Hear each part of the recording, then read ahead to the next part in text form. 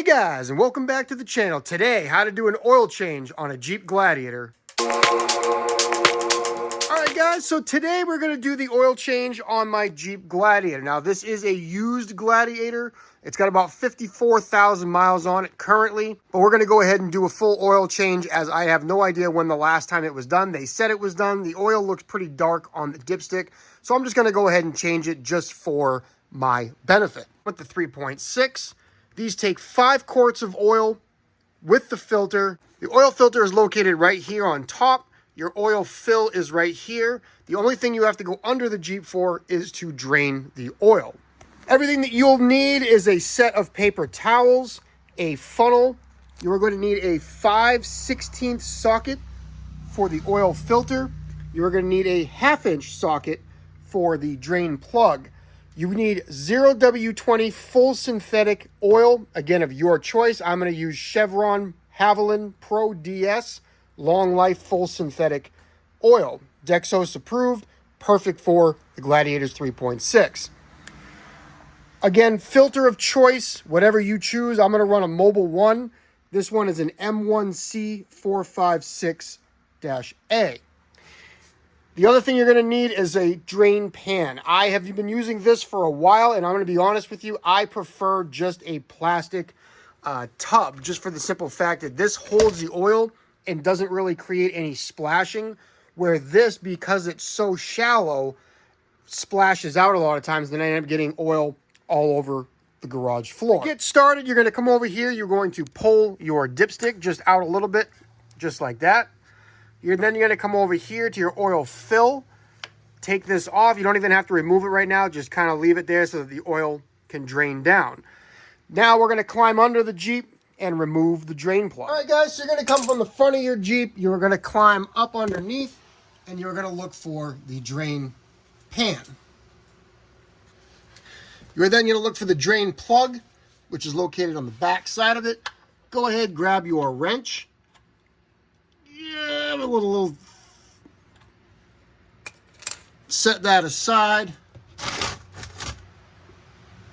What I like to do, honestly, is try and not make a mess, which is usually very uncommon to not make a mess. Once you hear it dribble over itself, just pull it kind of out into the side, and you should have just about no mess. Go ahead and let that drain out there. See how black that is? I just didn't trust the dealership that I bought this from. So while that drains, we'll go up top and we'll get our filter out. All right, guys, so to do your filter on top, what I recommend is grabbing yourself a few paper towels, like that. You're then gonna wanna grab your wrench. And what I like to do, this might be a little hard for me to do over here, but what I like to do is just kind of put some paper towels down around the side of the filter. Just kind of like this, just around the side of it, because you know it's going to make a mess when you take it off. So this will help catch most of that oil. What you're going to need here is a good extension.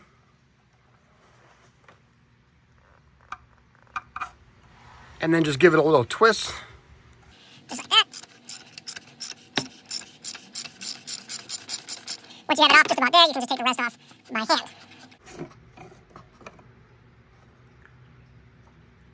And just like that, you can see that oil dripping right there. Just get yourself, turn it over real quick, and then go ahead and take it completely out. All right, guys, so once the filter is out, go ahead, grab your new filter. You're going to want to open this up just like this. Inside, you will see the seal. When I had my Fords, this was a separate piece that you had to put on by yourself. These come with it already installed. The only one that you're going to have to install is to make sure that you put on the new O-ring. To get the old one off, I should have also put this in the little toolkit. This is just a little sort of a pick. It almost looks kind of like a dental pick. Basically, what you're going to do is just come over here and just kind of pull this around and off, just like that. So this takes off the old one. Go ahead, pull that filter just like that. Very simply, take your new one. You can use some of the oil that's already on this old filter And just go ahead and give yourself a little bit of oil on the new gasket, the new O-ring. Same thing, you're just going to slide it around. Just work it down into that groove. Make sure it's not overlapped. Also make sure that you don't have any crud like this that's built into your, or that somehow got in your threads.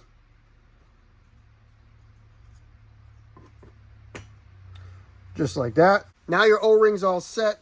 Go ahead and take your filter. Now this is just going to click in there. So you're going to push down just like that. And you can, there's like a little spring in there. And that's kind of what creates the tension. But that right there is good to go.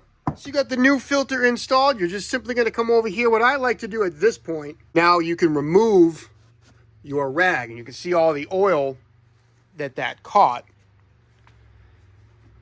So now you can come simply over here, reinstall the filter. Make sure not to cross thread it. So always start it by hand till it gets pretty tight like that. Go ahead, grab your wrench.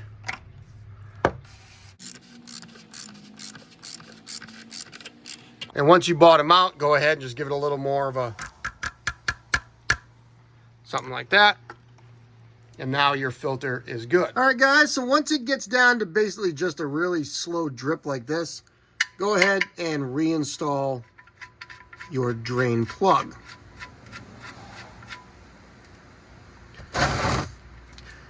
The actual torque setting for this is 20 foot-pounds. I definitely just go by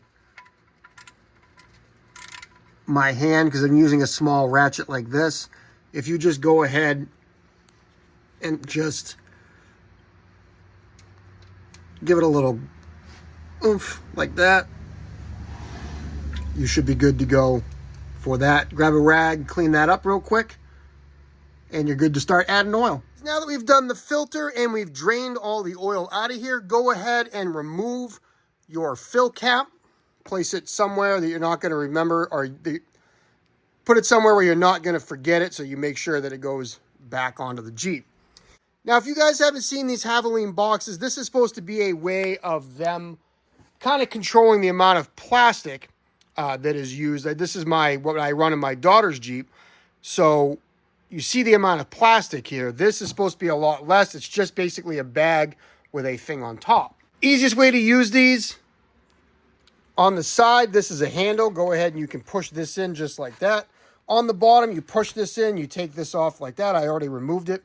This is your sight window so that you can see how much oil you have in there. You can see there's markings over here, 1 quart, 2 quart. So basically, we're going to come down to the 2 quart and then stop. I'm not going to add probably a little bit less than that because it's 5 quarts. I like to go a little bit less and then add 2 if I need to. It's a lot easier to add than it is to try and remove. On the top, same thing. You pull this plug out. You tip this back. Right up underneath is your spout. You could go ahead and take this piece off, just like this. And then inside, obviously, it's sealed, so we'll take this out. So once that's off, you're going to go ahead and just set this right in here like that. And then this little cardboard piece kind of tucks up underneath the other side of the flap. And then that way, it's pretty much held in there. Now, for right now, I'm going to put this, I'm going to put this back on top. Now what you're going to want to do is grab your filter. Go ahead and set your filter in there however you like to have it in. That should stay something like that. I guess we'll try that. So like I said, 5 quarts is what the total is. They say that's with the filter. You're not really adding any oil to the filter like you would in a traditional oil filter, like a metal oil filter. Go ahead, grab your jug. Again, this is your handle. So you're going to pick it up just like this. Come over here. And then we will proceed to start adding oil. Ideally without making a mess.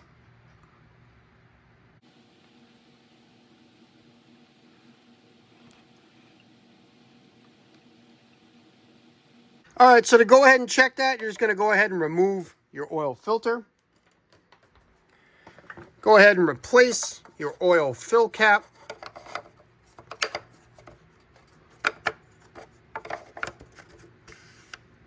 Just like that. So now your filter's done, oil's been added, dipstick is pushed back in, underneath is all set. Grab our keys.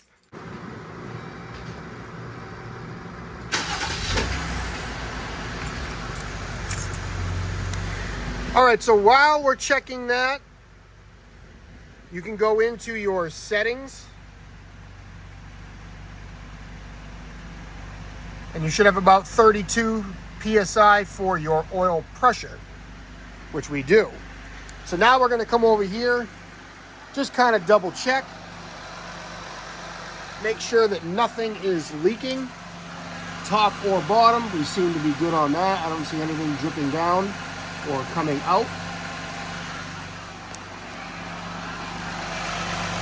And everything seems to look good in here. All right, guys, now that we checked that, you're gonna come over here, you're gonna shut the Jeep off. Go ahead and get back into the auxiliary. So once that screen comes up, you come back to that oil filter screen, or come back to that oil life screen, and you're simply gonna hold down the OK, and there it is, reset to 100. Go ahead, shut the Jeep off. And then you're gonna grab yourself another paper towel.